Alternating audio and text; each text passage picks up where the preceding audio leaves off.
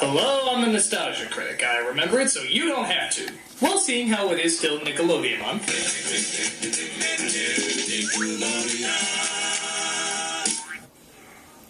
Indeed. I think it's time that we look over another element of Nickelodeon's success, the sitcoms, or as I like to call them, the nickcoms.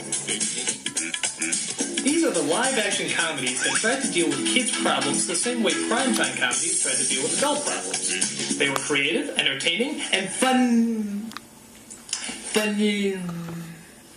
Well, okay, maybe not exactly funny, but certainly inventive. You couldn't get these shows out of your head no matter how hard you tried. God knows we tried.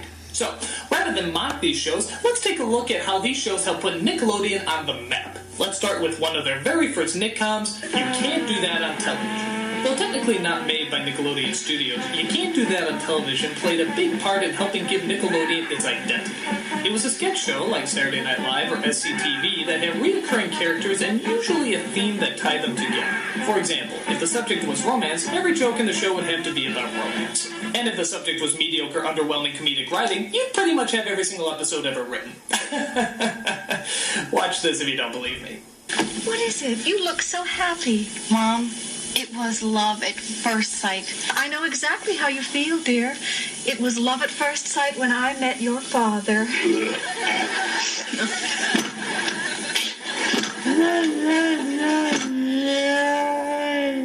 The show aired on Nickelodeon, but got its start in America's humble neighbors to the north, Canada. Which means you always hear my favorite mispronunciation. It's about, you socially polite freaks! It's about A-B-O-U-T, not A-B-O-O-T! Stop saying a boot! This is a boot! That is a boat! A boot, about, a boot, about, a boot, about, get it right!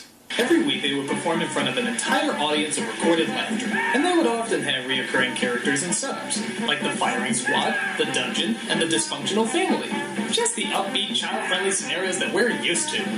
Something you may have noticed is that all the adults are played by just two people, Christine McGlade and Les Lyle, who did the majority of the roles, jumping from fat suit to fat suit. I have nothing against this guy, but I don't know. Tell me if some of these jokes seem a little creepy nowadays. Like when he plays Blip, the arcade repairman. The ideal man for you is Flip. Okay. All right, come on. Get out of that costume. Oh. I am madly in love with you. Oh, God. Would you please go out to dinner with me? It was a different time. I don't think you have to worry much, though. Most people like to know what kind of gender you are before they start hitting on you, and these kids were often very hard to sort out one from the other. In fact, I often like to play a game at home I like to call Boy or Girl! Alright, let's take a look at our first subject. Short hair suggests male, but the fluffiness of it suggests female. Lack of makeup is more masculine, but then again, those shorts leave very little to the imagination. I'm gonna say boy. I got it! Alright, next one. Long hair covers the ears, but kind of a boyish shirt. I think ultimately I'm gonna go with girl. Alright, I'm gonna have to make it up in the final round. Next subject. Oh my God. I have no idea. Well, the long hair, of course, is feminine, but the lack of any fashion sense is masculine. The earrings, I guess, are a little girlish, but everything else... I'm gonna have to use one of my lifelines. I'm going to call a friend. Hey, Joe! Get over here! What? Get over here! What? The fuck is that? I don't know. What, don't you have a clue? Could be a dude. Yeah, but look at the earrings! Yeah, but look at the glasses. All right. I'm gonna say boy. It has to be a boy. What? It's a girl? Oh, bullshit! No, that's unbelievable. Boy. No, I don't know what that is. What is that? Look at it. What is It that? looks like a mix between Bill Gates and Velma from Scooby-Doo. What a ripoff! Oh, What that a is ripoff! so- This is Aside from finding gender loopholes, the show mostly told a lot of lame jokes that even most younger kids knew weren't exactly that funny. Hey, Vanessa. Yeah, Lisa? What do you think about computer dating? I think it would be pretty boring. Boring? Why? Well, who wants to go out with a computer? You see, if they wanted to make it like a real locker room, they throw in some real high school problems. Like, hey, Christine. Yes, Alistair? Did you hear that Vanessa got pregnant? Wow, I wonder if she's gonna keep it or abort it. Is abortion even legal in Canada? I don't know. With our healthcare, anything is possible. Hey, Doc! Yes, Vanessa? Is this just a cheap ripoff of Laugh It? I'm just praying I have a career after this show. That would have been more realistic. Actually, the ironic thing is, for a show called You Can't Do That on Television, it's pretty friggin' tamed. Especially considering that most of the things here they are doing on television. I mean, seriously, things that you can't do on television would look like this. You see? It's nothing. Because you can't do it on television! Okay, for as much as I bad-talk this show, it did start a lot of iconic ideas for Nick. Like the idea of having kids be the star of their own sketch show. The idea that a show with mostly dialogue won't bore kids to death. And of course, the always classic...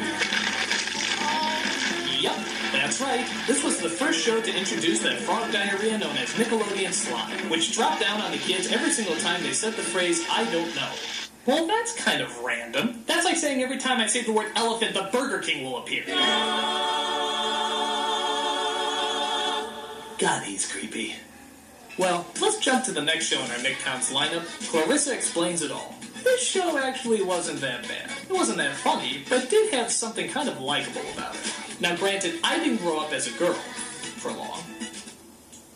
I have a history. But this show did pretty good at keeping both girls and boys interested in the program. What was it about? A teenage girl. And that's about it. Pretty much just a teenage girl. Adventure Home! Hey, come on, that's not very nice. Actually, its star, Melissa Joan Hart, was really what held this show together. It's a shame, because she's always casted in a bunch of kid shit, but I really don't think she was that bad of an actress. But there were other characters on the show, too. Most notably her kid brother, Ferguson, who was determined to make her life a living hell. For the longest time, I thought he was just one of those ventriloquist dummies, but then I found out there was a real actor who played him. Then there's her dopey best friend, Sam, who, for some reason, always enters and leaves through the window. Why doesn't that kid ever use the door? That's a legitimate question. Why doesn't he ever use the door? Then there's her parents, who seem rather comfortable with the fact that their daughter is a weird psychological train wreck. Come on, sport, it's time for dinner. The sooner I just give up on her, the better. She spends a lot of her time chatting it up with Sam, talking to the camera, and making video games usually about indulging her fantasies. Like any of us have ever done something like that, make a video game indulging our fantasies. Alright, mine is called Robo Penis Muscle Ninja. I just played it in my spare time. By looking at the fashions, you can tell that this was made around the time when the 80s were trying to die and the 90s were trying to define themselves in that they have no original way of defining themselves. But let's be honest, what we all remember from this show is the theme song. That goddamn theme song. What is it with these 90s shows and having all the lyrics be nothing but do's, da's, and na's? It's just like that other show that shall not be mentioned. Every time I heard this song, I could never get it out of my head. Why couldn't they invent an opening that had a song that was annoying, but not the least bit memorable? Like... Hey Dude. Ah yes, the show that taught us that if you think your life at home was boring, at least you weren't working on an insufferable horse ranch. I mean, for a show having to deal with looking after a ranch in Arizona with horses and everything, this was a really boring show. I mean, just listen to how cool the opening sounds. Better watch out for those man-eating jackrabbits and that killer cacti. Man-eating jackrabbits? Good! Fuck, this sounds cool! So tell me, what's our first adventure? I'm starting to turn into my father. Wow! So the show takes place on the Bar None Dude Ranch, run by Rick Moranis' clone, Mr. Erst. Jake. I'm Stone! The rest of the characters are teenagers who deal with real exciting adventures. Like, who drew this picture of me? Are we allowed to ski on the dirt? And who am I going to leave in charge while I'm gone? You better leave the keys here with somebody. Who's it going to be? Well, Mr. Ernst, if I may suggest, perhaps you should choose someone that has proven herself or himself to be responsible, good leadership skills, and excellent knowledge of horses. I think you're both right. Danny? Yeah. No! No? I'm the riding instructor. I'm senior staff. All right, fine, then. It'll be one of you two. You decide. No! No? You have to decide, Mr. E. Yeah, Mr. Ernst. I'll flip a coin, Heads, Ted is in charge. Tails, Bradley. I wanted heads. Bradley, please, let's just get this over with. They went underneath the Jeep. Just change the fucking channel! Seriously, it's like all they do is stand around while they look at other people having fun.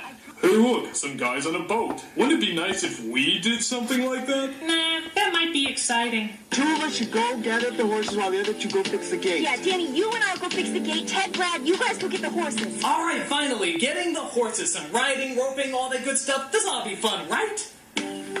Is that the last one? Yep. Well, we got the gate all fixed. Great. Look, guys, Brad and I have been talking, and we feel like we kind of owe you an apology. Hey! Hey! That was one horse, and we didn't even see you get it! Good God, you get more of the Wild West by listening to Slim Whitman, for crying out loud! I couldn't imagine ever wanting to leave. Me neither. Neither can I, especially when there's just so much stuff to do. I especially love it when they run the end credits and show stills from the episode we just watched, as if to say, wow, what an adventure we had, huh? Hey, remember how we used to just stand around and talk about how we used to just stand around? You don't? Let me tell you about it. We used to just stand around and talk about how we used to just stand around and look out! A horse! Oh, thank God it's gone. Alright, so Hey Do was a bit of a bust. But one show I'm sure most of you remember was the short-lived sitcom Salute Your Shorts. Though not exactly hilarious, it was a huge step above some of the other live-action shows Nick was doing at the time. It was about a camp who had a wild, restless set of misfits who all liked to get into trouble. Their counselor was a guy named Kevin Ugg Lee, so you can guess what everybody called him. That's right, they called him stupid.